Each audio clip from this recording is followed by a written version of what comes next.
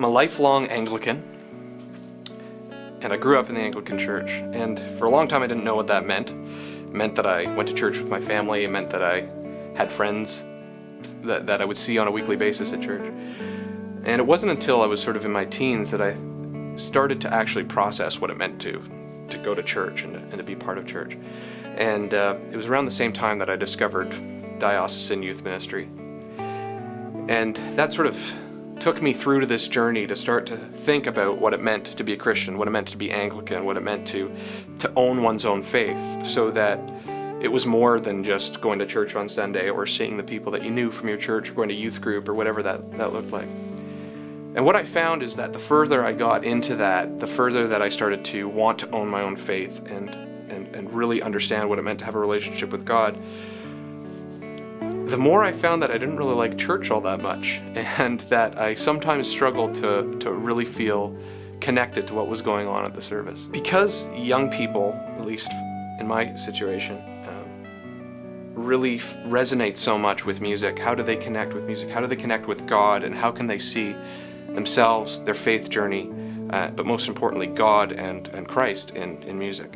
And so that led to us exploring secular music as an opportunity for us to have meaningful worship and a way for us to encounter God in music, both in worship and then importantly outside of worship. One night I had my guitar in hand and I was strumming along and I just started hearing something, and then it occurred to me that, well, I could maybe try and write a song about holy ground. Maybe that's something that could flow from me. Maybe that's something that could be connected to this service and to this experience of being on holy ground, being in a different space. And I thought that in particular was really resonating for where I was at with church in general, in that church and being a Christian, having a relationship with God, and even being an Anglican really happens outside of the Anglican Church, because most people are only in the church for an hour or two a week, and the rest of their lives are out there in the world and interacting with people and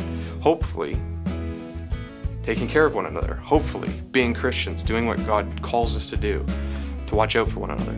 And so that idea of holy ground being wherever you are really resonated for me, and about 30 minutes later, I had written my first worship song, and it was called Holy Ground. So here we are today. I'm really excited. The music that I've been writing over the past few years has brought me to this point whereby I sort of have nothing else to do with them other than to give them a life so that they can be set free and hopefully played by other people and consumed by other people. When it's a song about celebrating God, you want to celebrate, that you want to move, you want to be jovial and have joy.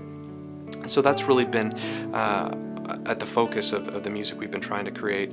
And in fact, the way I've been writing my music has been with songs from like the Motown era involved. Sort of that music that hopefully intergenerationally connects with people and makes people happy and makes people want to dance and to celebrate, and that becomes an effective part of their worship experience. The other musicians who are on the album can't go without being mentioned or appreciated.